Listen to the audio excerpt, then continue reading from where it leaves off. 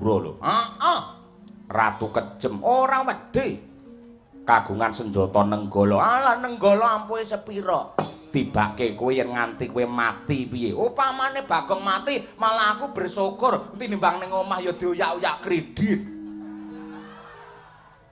Mudhar mbok kowe. Mila wujudipun dados lesung. Lesung menika badhe piguna tumrap tumangkare saking pari dadi gabah-gabah dadi beras. Niki mangke lantarane nggih lesung ngeten niki. Mila yen wis dadi lesung ngeten niki Prabu Gembung tanpa sirah badhe klakon labuh labet leladi dumateng Batari Sri. Banjur lesung iki piye? Mbok menawi menika dados sasmitaning jaman utawi sasmitaning alam. Gandeng wonten lesung ingkang gletak wonten mriki rejane jaman desa mriki kula jenengke Plesungan.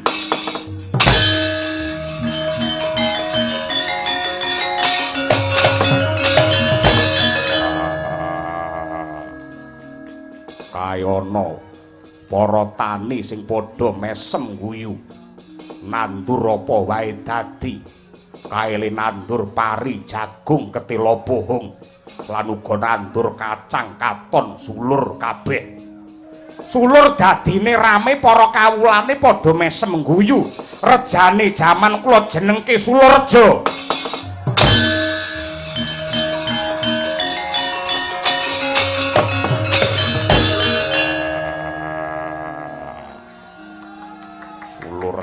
Nggih.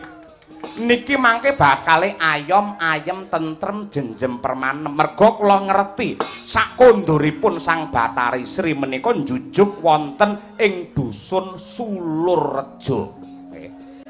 Ingkang badhe mahanani sedaya para warga masyarakat murah sandang kalian pangan. Ning men Sang Batari Sri jenak pinarak kerasan wonten mriki sarate wong kene kudu tansah nguri-uri lan ngurip-urip budaya nglestarekake adat lan tradisi tinggalane para simbah-simbah biyen ingkang awujud merti dusun sadranan bersih dusun sedekah bumi niku sampun ngantos ditinggal yen adate wong-wong biyen nganakake bersih dusun niku wayangan ya wayange aja nganti ditinggal tur dalange aja gonta-ganti. Niku wong sing bawa leksana ora miyar-miyur jejeg sing dadi adek-adeke. Kayono wit maja sing cacahe 9. Rejane jaman kula jenengke Maja 9.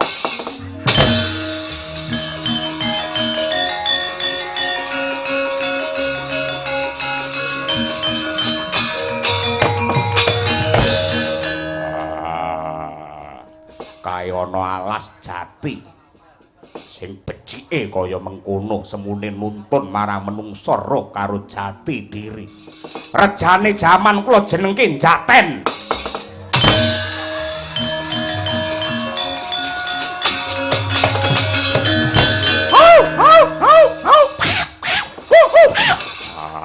Kethek pirang-pirang e.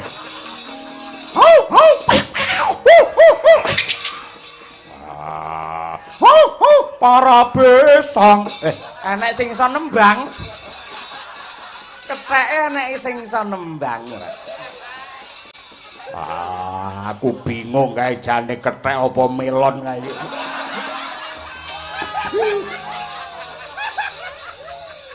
Gandeng kathah ketheke rejane jaman kula jenengke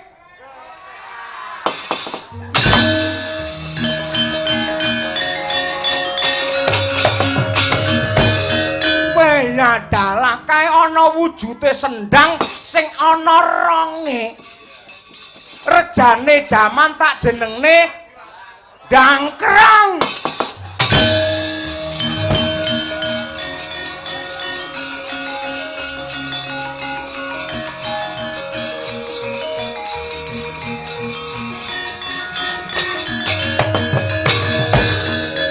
Iki sapa? Inggih Kyai dipun tepangaken kula menika Nila Tatsaka atmajanipun Prabu Gembung tanpa sirah. Kula nemahi panandang, kula kepengin tobat, kula kepengin nebus dosa, kepengin leladi dumateng Bathari Sri. Ndika ngertos napa mboten Bathari Sri niku dewane napa? Dewane pangan utawa dewane pari. Yen sampeyan pengen labuh kalih Bathari Sri, nuwun sewu mang mlebu teng sawahe wong Sulurja. Weling kula kabeh para kawula yen weruh ula aja dipateni merga niki sing bakal mangani ama, tikus lan sak piturute. Jaganen parine wong Sulurja. Kowe tak weni tetenger ya kuwi ula sawah utawa ula lare angon.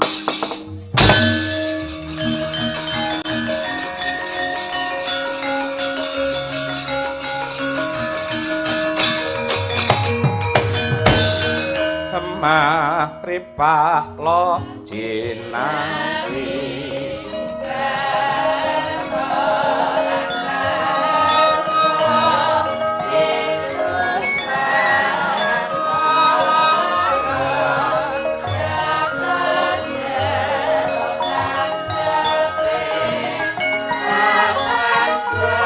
kanthi konduripun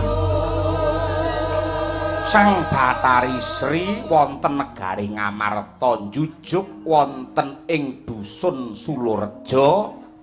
Mahanane sedaya para kawula menika tansah pinaringan mirah berkah ing samudayanipun. Mboten namung para kawula nanging sedaya para pinisepuh, para sesepuh dasaripun papan mriki rinengga endhahe pondhok kangge gembleng jiwane menungsa supaya kandel panembahe marang pangeran. Manunggaling rasa cipta budi karsa sarta ngagungake rasa syukur marang purbane Hyang Agung niku yektine dadi kekuatan ingkang santosa tumrap ngrembakaning desa. Kawulane sampun sae wiwit saking nuwun sewu Bayan Mudin lan sedaya kawula ing Sulurja sampun sae. Bupatine nggih sampun tanggung jawab merga sampun ngragati wayangan dalang sinden sak pengrawite. Nggih sing kula takokne niki karepe do pripun ing antarane nuwun sewu camat karo anggota dewan kok mung lempar-lemparan sing arep nanggak wayang sok sapa? Kene merintah kono merintah rene ngoten niku. Nggih. Ayo bombong rasane ngatiku. Aku bakal tayungan. Sesuk-esuk ae lho tayungane ora saiki. Lha Srine pun mulih. Ambak Sri niku dewane pangan. Yen lagi mutung rasane, yen lagi gelo batine, Sri niku senengane ming. Nah niku. Hayu rahayu Sulurja.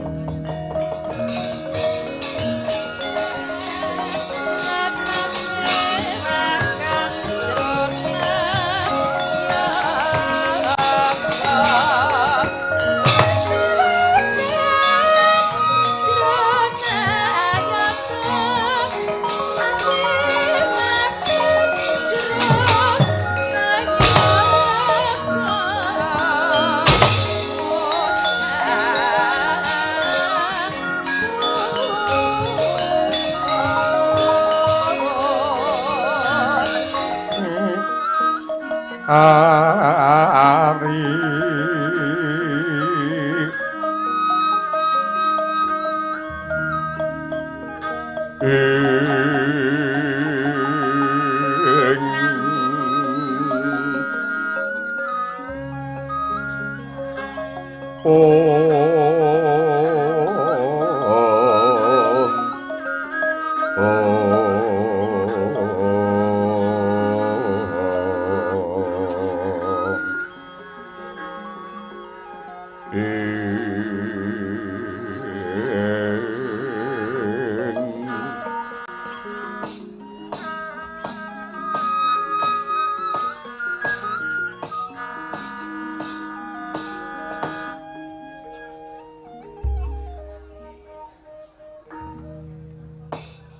Hyang Suksma adini nuwih muga paring pepayung mring kayuwaning sun satemah babar pepadanganing Koko Prabu Mandura sarawuh paduka wonten Stinggil Binatarata negari Indraprastha kula ingkang rayi ngaturaken pambagi panakrami kunjuk wonten ngarsa paduka Njeng Koko Prabu Mandura mledala jagat Dewa Bathara jagat Mangestungkara inggih Yayi sangat anggen kula nampi dening antos semanten sih kadarman sarta pakurmatan ingkang paduka paringaken dumateng ingkang Raka Mandura dasaripun. Sawanipun ingkang Raka wilujeng niskala niring sambikala wangsuling ngatur salam taklim kula kunjuk wonten ngarsa paduka Yayi Prabu Darmakusuma. Kawula ninggih gurawalan anggen kula mundi mugi andadosaken jimating gesang kula. Koko Prabu rawuh paduka andadosaken kagiyating manah kula ingkang carup kalian rasa ingkang bagya mulya. Bingahing manah prasasat kejugrukan wukir sari kablabaran samudra madu diniri palungguhan samangke. Paduka Koko Prabu kepareng nyarirani pribadi rawuh wonten ing Ngamarta mboten langkung kula sakadang Pandhawa ngaturaken panuwun. Yayi ingkang Raka Mandura sowan wonten ngabiyantara paduka menika sepisan tilik tata titi tentrem ingkang kagelar wonten ing Praja Mbatana Kawarsa. Kula pitados awit saking kepinteranipun para Pandhawa wegikipun Yayi Puntadewa satemah menawi kula tingali ing bab tata lair lan batin sedaya sampun sae, sedaya sampun kawis tingal becik boten kirang ing samukawis. Dene ingkang angka kalih ingkang Raka Mandura namung badhe nggambahaken alam oneng. Alam menika tembung lawas oneng tegesipun kangen karana sawetawis dangu datan pinanggya milori palungguhan samangke ingkang Raka Seba dene ingkang kaping 3 Yayi nun sewu.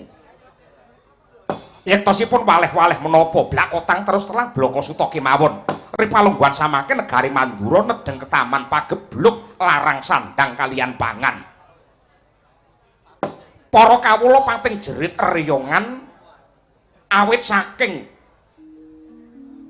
jagat ingkang sampun sepuh donya ingkang prasasa sampun rapuh langit kaya arep runtuh. Kathah para kawula ingkang nandhang sakit, enjing sakit, sonten hangemasi, sore lara, bengi prapteng lalis. Mekaten ingkang dumados wonten negari Mandura ingkang rinten dalu boten wonten pedote, boten wonten mandhegipun.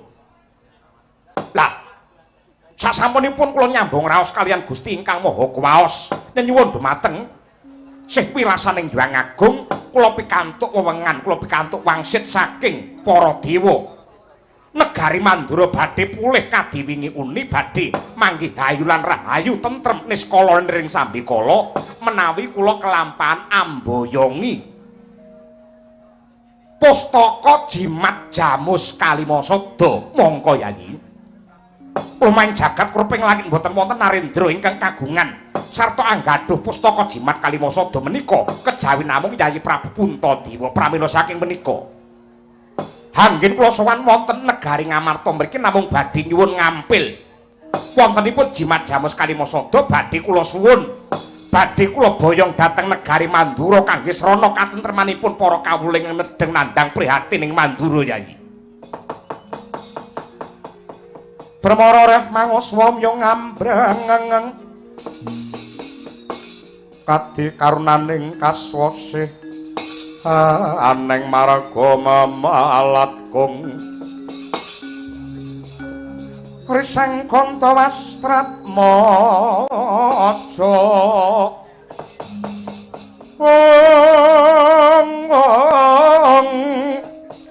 leng-leng lalu hangulati surya mangrang sang wayah kumyus hamara wayan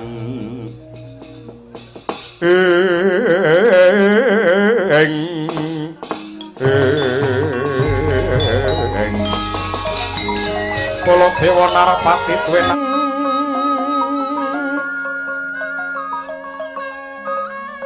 lumprang kang sekar gadong yang Sri Gadhe ing man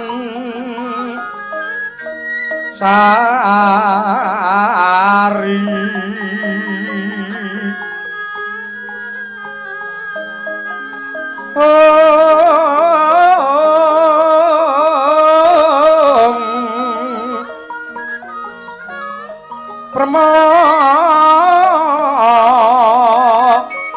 ronging semadune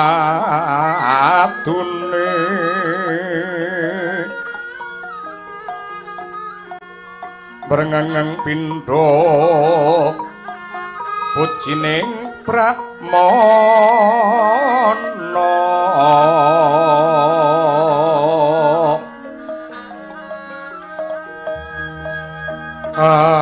asesanti jaya jaya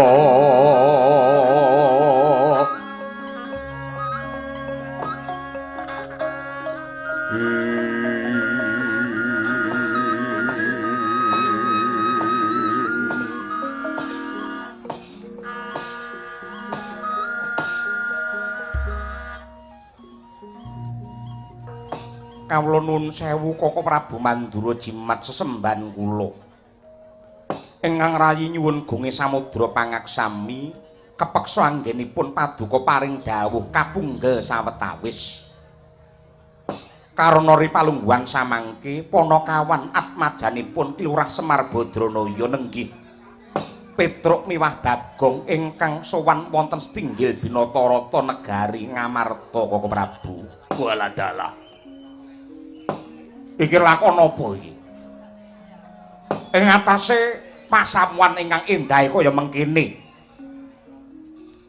pendhapa sing becike kaya mengkene kahanan ingkang wibawane kaya mengkene sing kudune iki sing rawuh lupute ratu brahmana elek-eleke satriya lah kok iki babar pisan ora ndugamana ing atase mung sak dagelan anak Semar Gareng karo Bagong kok iso sowan munggah ning pendhapa.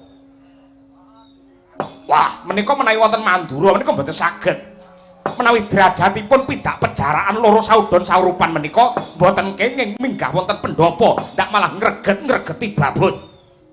Mila saking menika Yayi, prayogi Petruk kalian Bagong menika enggal dipun singkiraken kemawon, dipun dawuhi supados medal saking mriki, ndak malah ngilangi kawibawane kraton sing endahe kaya mengkene. Gong, nun. Krungu kupingmu. Krungu kok anggap budhek apa piye? Awake dhewe ning kene iki ora pas. Sebabe ora pas apa? Neng kraton iki sing medhaya sing dadi tamu iki lupute ratu ya Brahmana, yen ora Brahmana satriya.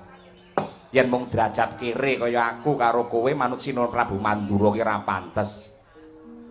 Lek neng Mandura diarani ra pantes ora masalah. Ning iki ora neng Mandura lho, Tru. Iki ki nang negaraku dhewe iki Kraton Ngamarta. Oh buktine nuwun sewu. Para pepundhen Pandhawa mligine Sinuwun Prabu Puntadewa ora piye-piye. Ing atase Baladewa nang kene ya padha dayohe. Parandene kok malah ngelek-elek awake dhewe nundung karo awake dhewe karepe piye. Anane para pepundhen Pandhawa Sinuwun Puntadewa ki nampa awake dhewe le sowan ning kraton kene merga panjenengane iki prisa. Negara bisa dibangun endah kaya mengkene, kraton bisa endah kaya mengkene, apik kaya mengkene. Iki nggunakne dhuwit apa to? Nggunakake dhuwit rakyat.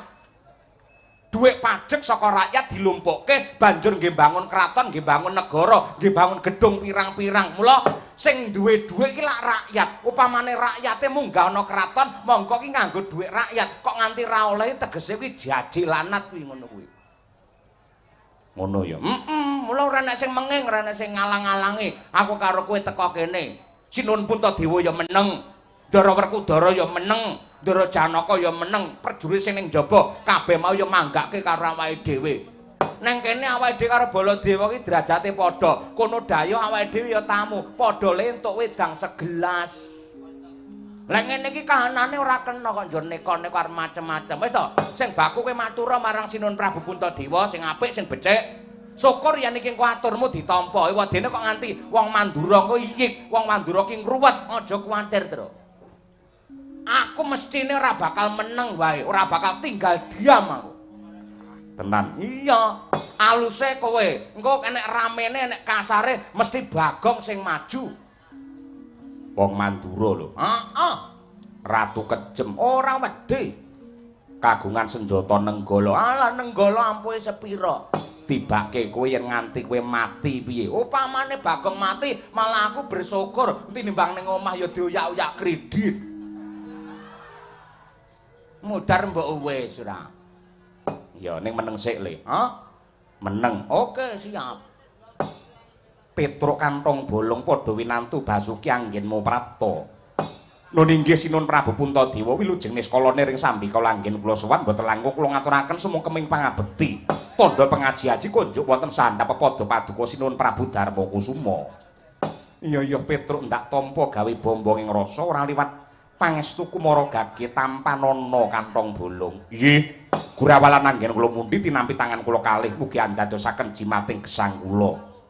Bagong padha winantu Basuki, Bagong. Nggih, wilujeng rikala ning sambe kula tansah sinampuran ing kabagyan lan kamulyan sinuwun boten langkung ingkang abdi ngaturaken semung keming pangabekti kunjuk. Iya Bagong tak tampa gawe bombong ing rasa diprayogakne anggenmu lungguh. Nggih, mboten kirang prayogi anggen kula sowan. Kowe ora lungguh ana dhuwur rapopo ya, Gong. Mboten napa-napa. Kula niku ngrumangsani lamun tamung derajate batur, teng pundi-pundian medhaya kula nggih teng ngisor ngeten iki. Kula tingali nyatanipun kursi pakurmatan nggih sampun telas. Pun to kula tak lesian teng mriki kemawon. Tinimbang sing linggo kursi-kursi ngoten niku malah sok gampang kesel. Iya ora apa-apa, mboten napa-napa. Mboten napa-napa, pun ta mriku diprayogakaken. Aku ning dhuwur, kowe ning ngisor ora apa-apa. Mboten napa-napa, kula niku pun kulino teng pundi-pundi niku teng ngisor. Wong teng omah kalih mbok wedok niku kula mending teng ngisor ngoten niku. Gong. Apa? Aja rusuh-rusuh ora. Maksude iki ora kok ning ngisor babakan sing purna utawa sing negatif sing reget ki ora. Tegese bojoku senengane ning omah tingkat dhuwur ki lho. Aku ning omah tingkat ngisor. Dhuwur enek gentenge. Lho. Nek gentenge nggo payung no. Osil, payung. Petruk bener sik. Sinun Prabu Baladewa. Iya, nggih wilujeng niskala ning sambika bekti kula kunjuk sinuwun. Lha iya, ndak tampa gawe bombonge rasa. Ora liwat pangestu Kumara Gage tampanana. Nggih, Gurawalan anggen kula mundi mugi andadosaken jimating gesang kula. Wah, Bagong, padha winantu Basuki anggen Prabu gotan-gotan. Ha, Bagong. Iki ana ngapa? Lah sajake ora ikhlas mbagekne aku rasa mbagekne ra apa-apa ngono lho. Sing jelas sing cetha ngono lho sinuwun. Piye sing dikersake piye? Prayogakno anggonmu lungguh. Nggih, mboten kirang prayogi anggen kula lenggah wonten ing mriki. Mboten langkung kula ngaturaken sembah pangabekti kunjuk. Yo, ndak tampa gawe bombonge rasa. Ora liwat pangestu Kumara Gage tampanana. Nggih, mang deleh mriku kapan-kapan kula jupuke. Parat genti ora. Kowe teko tembunge wis sengkring karo aku kok ya. Gong, nun meneng sik. Oke. Ana apa Petruk? Anggenmu prapta semengko pengawak bojro semune gita-gita ngimbul wigati Mara Gage. Babarna ingkang kanthi tetila kantong bolong. Nggih, nuwun sewu. Saderengipun kula nyuwun Gung Samudra pangaksami menawi sowan kula menika ngganggu damel, ngganggu dumateng kamardikanipun para-para ingkang nembe pinarak lenggah wonten ing mriki. Angga kalih kula ugi nyuwun pangapunten menawi sowan kula menika ninggal tata krami, ninggal Subasita, nilaraken Udanegara karena mung derajate Panakawan, mung derajate abdi kemawon kok sumalana siba wonten setinggil. Kula nyuwun pangapunten. Lah, ingkang angka 3 kula dipun titipi sungkem utawi salam saking kakekne Badranaya supados katuraken dumateng Paduka Sinun Prabu Puntadewa katur dumateng Paduka saking kakekne Semar. Iya, ndak tampa mengko lamun ta kundur salamku uga aturna Kyai Badranaya. Nggih, mboten langkung sendika ngestakaken dawuh. Nah, wonten bab ingkang langkung wigatos. Nuwun sewu. Kula menika sowan wonten mriki menika dipun utus dening kakekne Semar. Dipun kongkon kalian Ki Semar Badranaya supados marak ngadhep wonten ngarsa paduka Sinun Prabu Puntadewa. Wosipun mekaten. Bapak menika lak pendak 2 taun pisan menika methi ngawontenaken tasakuran. Nggih. Nganti dumateng para kawula ing Karang Kadempel sedaya kemawon ngunjukaken raos syukur dumateng Purbane Hyang Agung. Matur nuwun dumateng pangeran awit karanipun ngawontenaken merti dusun utawi bersih dusun. Lah, gandeng niatipun bapak menika sae. Tur sampun mawali-wali anggenipun bapak menika ngawontenaken syukuran desa. Ning emanipun kok dereng nate sepisan kemawon paduka Sinun Prabu Puntadewa miwah para kadang Pandhawa menika ngrawuhi mangestoni wonten ing Karang Kadempel. Lah niku. Lah mila saking menika sowan kula menika nedya nyuwun dumateng paduka Sinun Prabu Puntadewa mbok wonten lilaning penggalih longgare wedal syukur menawi nganti dumateng para Pandhawa gangsal tindak dhateng Klampis Ireng ingkang saperlu ngestreni mangestoni anggenipun bapak ngawontenaken sedekah bumi utawi merti dusun. Menawi kersa saestu mboten langkung kula ngaturaken panuwun merga sing jenenge wong cilik niku bakal seneng atine marem batine menawi dipun tunggoni kalih penggedhe. Duwe gawe kaya bersih dusun kaya merti desa kok dipun tunggoni karo penggedhe dipun tunggoni karo pejabat tur pejabat niku purun ninggali niki mangke wong cilik niku marem aja kok mung teka bar kuwi mejang pidato ora nek enteke bareng wayangan wiwit mulih ngoten niku mboten sae. Gunane napa? Perintah monggo kita lestarikan budaya kita wayang kulit yang adiluhung. Ning nyatane bar pidato malah turu. Menika mboten sae. Lah iya ngoten niku. Mila nuwun sewu kersa paduka tindak dhateng Klampis Ireng. Syukur menawi mangke kepareng nyumbang gitu. Merga kahananipun nuwun sewu bapak menika mesakaken. Bapak niku ya ndobel-ndobel merga kurang wong. Bapak kejaba dadi lurah wonten ing Klampis Ireng, teng dusun kula bapak niku ugi dadi mudin, ngoten lho. Jenengan prisa ta mudin? Nasibe mudin niku mesake, gaweane niku abot, mbunteli wong mati, mongko bengkoke teng padolan niku lho. Nggih. Mangke bersih dusun dipun gelar wonten ngajengipun bapak ingkang adatipun wonten ing prapatan mangke dipun boyong wonten ngajengipun bapak mriku supados saya renggep saya regu saya regeng mengkaten sinuwun lenglenging driya mangu mangun kung kandhuan rimang lir-lena tanpa kanin yen tan tulusa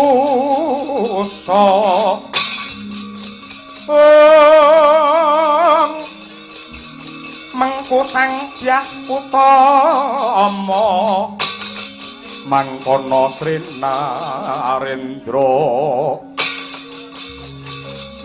Narendra muda wus nyolon anggrapa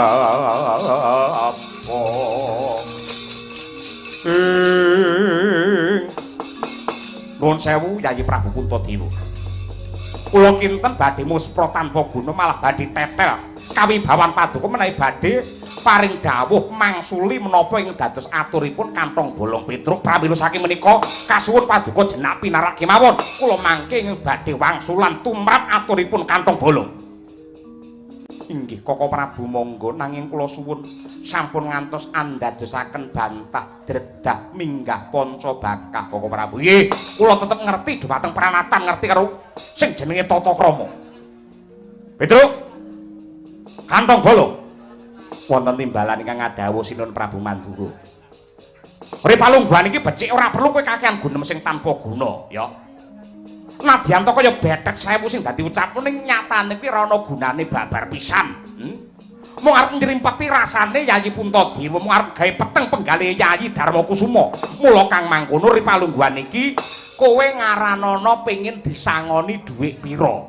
Ya.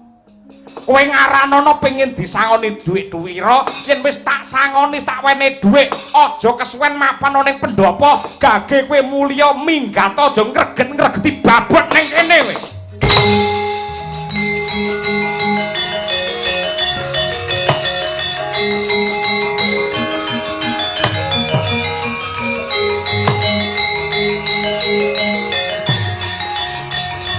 jenengan nundung kula. Mergo kudune kowe mawas diri, ora perlu tak tundung, kudune kowe lunga. Ngaranono pengin dhuwit pira sing baku kowe minggat to. Ngapunten. Niki kahanan sing lucu lho niki. Sampeyan dayoh kula dayoh padha-padha tamu kok iso nundung niku pripun? Wong sing duwe omah wae tenang, sing duwe omah mendel kemawon, padha dayohe kok nundung. Mergo ning kene kowe ora wigati, kowe ora ana gunane. Mboten wigati tegese pripun? Petruk manganggep mboten penting ngoten napa mriki? Ora ana gunane. Nggih riyen, yen sampeyan ngarani kula ora ning gunane, yen sampeyan ngarani kula menika mboten penting. Menika mungguhe sampeyan, ning mungguhe tiyang kathah niku meksa benten. Nuwun sewu. Yen ngendika sampean niku Petruk ora ana gunane, Petruk niku mboten penting. Tegese Baladewa kalih Petruk mesti penting, Baladewa ora ngaten. Niki kedadipun cek rumiyin disuwunaken prisa dumateng sedaya ingkang kepareng lenggah. Yen pagelaran dalu menika bersih dusunipun Piyai Sularja mriki kok Baladewa mboten metu niku mboten masalah, ora apa-apa, ora nek wong gelo. Nek nganti Petruk karo Bagong niku ora metu, Piyai mriki mesti padha susah. Nggih napa mboten, Pak? Nggih napa mboten, Pak? Rungokno kupingmu kuwi. Nang kene iki ora butuh wong galak, wong sugih sing medhit kaya kowe-kowe. Ngarani ngaran sing jenenge Ponokawan rapene. Ponokawan ki penting. Lah nek wong Ponokawan ni wong SMKI lah arep golek wedang ning ndi ora. Dudu hek ya kok dudu hek ora. Lah menika kedadipun cek. Kula menika namung ngentosi dawuh pangandikanipun Sinun Prabu Puntadewa. Seklimah pangandikanipun menika ing tansah kula pundi-pundi. Kula sowan mriki menika sowan wonten ngarsanipun para Pandhawa, mboten sowan dumateng Prabu Baladewa. Ning aku makili kelawan Kyai Puntadewa. Lan anggenku makili wis antuk palilah saka panjenengane. Kula Kang Mangkul ripalungguhan iki kowe baliya wae. Apa kang dadi panjaluke, panjangka sato gegayuhane bapakmu Semar? Kuwi padha karo wong cebol gayuh ngawiyat, wong wutung-itung lintang luku sinawat dalang kayu tangeh kenane cepak lupute. Ing atase dipangan wae ora ana. Ing atase omah wae reto kaya mengkono. Parandene karo nganake syukuran, nganake merti dusun, banjur nggih ragat ki apa? Tanurungan ngrepoti karo pejabat kaya Kyai Puntadewa ngene. Bapakmu kon ngilo karo gitoke, kon ngerti karo kahanane. Dipangan bae renek arep nganake syukuran wong sekeng kiri ra bedadi.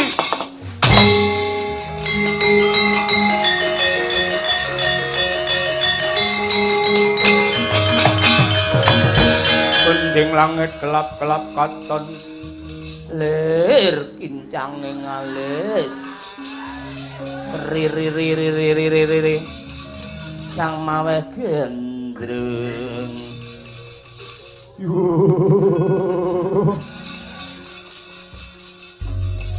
Maju kok, maju no. Serame kok, kaya kesepakatane mau lho. Lek alusan kowe, engko nek ramene nek gegere aku sing maju. Kendel no. Baladewa. Iya. Kowe wani mergo dhek wis nyandak jenenge abahku ki mau. Sapa Semar padake wong sekeng, padake kere, pangane renek ngene mau. Prabu Baladewa. Baladewa ki murang tata karo wong sampean ya murang tata karo bapakku kok. Sampeyan ra ngadeni, sampeyan ngelokke bapakku wong sekeng, kere, pangan renek anake syukuran. Wong kiyen pengen sugih, wong kiyen pengen mulya, kudu wani syukuran. Ora nek critane wong syukuran bar kuwi mlarati nek critane. Sampeyan nyepeleke karo bapakku kuwi kebangetan. Kowe ngino karo pepadane urip. Ngendel-ngendelake dupe sampean ratu, bapakku mung batur. Ndur kowe suwiyah karo wong cilik. Mbok kowe ngelingi, kowe pancen ratu. Ning dadi ratu mbiyen ora dicoblos karo wong cilik ora dadi ratu kowe, Mas. Ambemu. Mbiyen janjine muluk-muluk. Teko ning omahku Cepareja Gong, aku sing teko. Sapa? Baladewa lho. Aku njaluk dukunganmu, Gong. Sok para warga masyarakat Cepareja kan milih aku kabeh, Gong. Aja kuwatir lek aku dadi sok dalan ngarep omahmu tak aspal halus kaya pipine prawan. Piye? Nyatane bareng dadi tenan ripalungguhan iki dalane diaspal. Diaspal apa malah kaya kali kok saiki. Kaya kali. Tanduri wit gedang, tanduri wit kates, ora enek lampune wit katese. ndi? Kuwi ning ngono kuwi. Oh, semono ya ora gelem di kowe kates kayak lampu ning kono rumangsane apik wae piye. Kates ngono iki pirang-pirang, ora perlu nek kates ngono kuwi sindan nggo kates dhewe-dhewe. Lambene kaya luwak ora. Pene ngono kuwi. Kendel men omonganmu kasar. Kasar-kasar wae. Lah ngene iki aku ora wedi karo sapa-sapa wong nyatane aku teko kene iki sing ragati dudu panitiane Pak Bupati kok ya. Lah iya ning lak ya ora ana panitia tangeh lamun iso jalan. Lah iya, ya iki sing jenenge desa Perkatesan ya iki. Ha iya. Ngono. Ngono kuwi jenenge ra tata sampean ki. Sampeyan ngenyak bapakku to. Nyepeleke karo bapakmu Semar Badranaya to. Saman nyawang Semar mergo ngangge netra wadak, ora ngangge netra batin sampean ki. Hah? Sampeyan lek ora ngerti karo sejarah, ora ngerti bapak iki sejatine sapa ngerti ora? Lho, tolah-toleh ora ngerti kok. Mula lek sebo ning kene aja nyawang kates ae to. Sapa pakku iki? Ora ngerti. Sapa terus? Lah sapa ora? Kowe yo ora ngerti to? Ora ngerti. Lah goblok kabeh. Bapakku ki sejatine Dewa Ngejawanta. Kowe ngerti ora? Ditulis lek perlu. Sang Hyang Wenang, ya dewa cilik paut lho. Kok tak tugel diasmu ora. Kae pinunjul ora. Mula jenenge Putran Denta. Putra ki cilik, Denta iki gading. Ambak cilik sumunar mawa cahya. Ayo cahyaku tadi. Iya. Kae Sang Hyang Wenang duwe anak sing jenenge Sang Hyang Tunggal. Ayo ditulis. Sang Hyang Tunggal kuwi duwe bojo sing jenenge siapa, Truk? Batari Rakti. Hah? Rakti. Batari Rakti, anak-anak telu, mbiyen wujude ndrok. Hah? Banjur dipuja karo Sang Hyang Tunggal dadi jabang bayi telu lanang kabeh. Sing barep dijenengne Tejamaya, sing nomor loro ki bapakku dijenengne Iswahyudi. Ora arek pakum. Ismaya. Hah? Ismaya. Iswanto. Ismaya. Masa to? Iya, bukumu kleru ora senengane. Lah ya kuwi mau Ismaya, sing nomor 3 ya kuwi ora ngangge Manikmaya. Kudu Manikmaya to? Udu ngawute. Manikmaya utawa Bathara Guru sing tangane 4 saiki dadi ratu ana Kahyangan Surabaya. Suralaya. Heeh.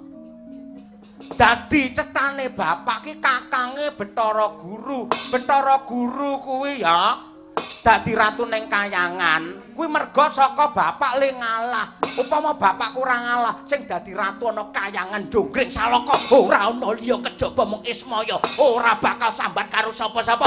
Aku mbiyen calon ya dewa. Petruk ki dewaku dewa. Hah? Ngerti ra dewa? Gedhe tur dawa. Mudeng kowe. Lha ratu kaya kowe umurmu iku 5 tahun lho, Mas. Kowe dadi ratu mau 5 tahun. Lemu janji menehi beras karo para kawula 5 sasi lek mau ngapusi 5 tahun ngerti ta? Ngono rek ngendel-ngendelke, bapake gelem sugih wen biyen wis sugih. Nek bapakku ra edan karo derajat pangkat, ora gumun karo bondo donya, ora gumun karo kelungguhan, ora gumun karo brana picis. Mergo bangsane derajat pangkat sawah amba Tegal Jembal, kuwi calone ra gawa mati. Menungso urip ning donya ki aja nganti mati-matian memperjuangkan sesuatu sing calone ora digawa mati. Paham ora? Senengane kok. Gom, apa? Gak bahaya ta? Gak. Kendel wae. Wis Bagong ngamuk ngene ora iso didebat mergo aku dekengane pusat. Sangkeme tekan ngendi-endi janji ra minggat tak longgok ditene golek ilang nyawa ayo metu njaba ayo alun-alun golek jembar parat ayo terus ayo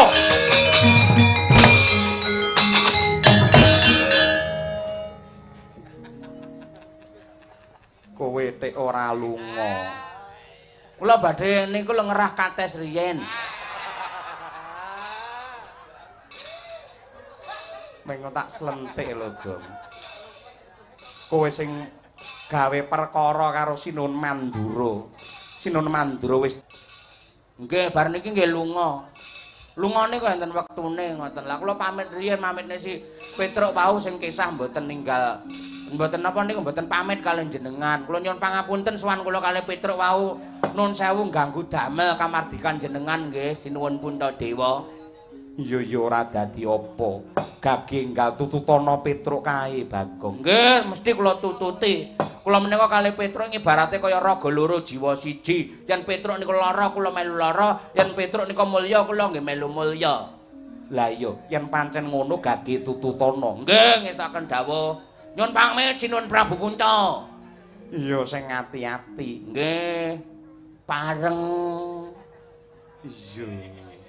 Pamit. Iya Bagong muga kalih saka sambi kala nggih. Pun lho iki tenan lho aku. Lunga tenan lho. Iya tututana dulurmu Petruk nggih. Pamit nggih. Iya nggih nyuwun pamit. Iya. Masalahe ngene lho. Petruk niku lunga teng pundi-pundi lek mboten kalih kula. Nidake ora gelem. Jane sing dikongkon kalih Semar mung Petruk tok. Ning Petruk ngejak kula, "Ayo Gong kudu karo kowe." Akhire kula mangkat. Jane sing baku mrikine dikongkon kalih Semar Petruk. Ya yen pancen kaya mangkono ya kudu bebarengan nyambut gawe men marem penggali wong tuamu. Lah nggih. Nyuwun pamit nggih. Iya gage lunga nggih. Pareng. Iya. Nyuwun pamit. Iya Bagong. Masalahe ngene lho. Petruk niku lek lunga teng pundi-pundi ra tau nggo dhuwit lho. Ngono. Apa-apa niki mau jajan golek mie ayam nggih kula sing bayar. Golek tahu kupat sing bayar nggih kula. Niki wis saka Klampi Sireng tekan mriki kula entek dhuwit 200 niki nggih jajakne Petruk ora. Iya, watone ikhlas lahir batin ora bakal lokak ning bakale kebak. Bakale antuk ijo saka ngarsane pangeran. Amin. Amin. Iya rasa seru-seru ora. Pun nggih. Iya ndang lunga kono nggih. Pamit. Iya. Masalah ngene lho. Petruk niku nggih nun sewu. Lek kadung nesu nika gulung karo uda Petruk niku. Lah mboten nanten kula mangke ibarate wong dadi sing gambui sinten. Iya mula enggal tututana. Nggih kula tututi. Nadyan to kula kudu kelangan dhuwit 200 mboten napa-napa nggih. Ya ora apa-apa, bakale dadi amal tumrape kowe Bagong. Nah, nggih niku. Jos niku sampean. Top sampean. Idumu muncrat tekan kene ora. Jos ke. Pun nggih? Iya Bagong. Dalem ngopo? Nyeluk aku no. Sopo sing nyeluk ora nyeluk? Ndara Werkudara mah. Gak i. Gak to? Gak. Lah sapa krungu kaya Sinuwun Puntadewa sing nyeluk, "Gong rene iki lho 200" ngono. Ceritane arep njaluk dhuwit to. Lek ngono gayamu ora ngerti, saduk lho ora. Lek ngono mbok kandha wit mau. Hah? Yen ngono mbok kandha wit mau. Kok kuwalek duwike? Ya bolak-balik padha tetep ayu. Ayu to? Payu. Wah, elone kan gambare jenengan. Jenengan pun gawe kacamata riyen. Iya ngono kuwi. Nggih, pundi? Ning syarate ngene lho, Gong. Iki mengko gandeng duwite 200 kudu ndok dom karo Petruk. Siap, 1 siding to? Iya, nggih siap. Iki dhuwitku dhewe. Mula kang mangkono aja nganti dijajakke sing werna-werna. Oh, nggih ngerti kula ngerti. Mengko yen bali, entuk apa ora? Senengane ora dijak guyon kok nesu. Lah ngono aku isine wong pirang-pirang arep dilungne jupuk ngono wis senengane. Ora dongakne jenengan sok 100 tahun yang akan datang iso munggah swarga tundha sanga. Iya. Amin ngono lho. Ya amin. Ndara Bima. Opo? Pengen swarga apa ora? Syarate 200.000. Swarga murah men. Aku duwene 500. Ah, malah apik kuwi 500 matur nuwun. Wis warga tundha 19 kuwi sok. Iya, ning ana syarate. Syarate apa? Tak pecah diasmu. Senengane. Ndara Janaka ning ndi? Nek aku metu njaba ren, sampeyan ning kono lho, Pak. Iya, aku mau rene. Wah, asem nak golek ning njaba rene. Pengen swarga apa ora? Iya, pengen. Lah anu dhuwit 200. Aku ning ndi-ndi satri ora tau nggawa dhuwit. Wis jan. Lho. Patih Tambak Sugeng, ganggeng.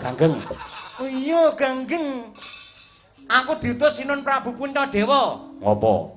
Panjenengane lek sip utawa iki Siniwaka iki lek ora bakal ana critane Ratu Ngasta duwe. Kan nyilehne dhuwit kowe kon ngenehne aku 500. Nyo. Saka Sinun Prabu Puntuk. Tenan, yakin picek to? Jo, nyo. Matur nuwun ning ngene jenenge lak lancar. Janaka wonten dawuh metu sik sauren utangku nggene Patih Tambak Ganggeng kae. Nggih nyesaken dawuh.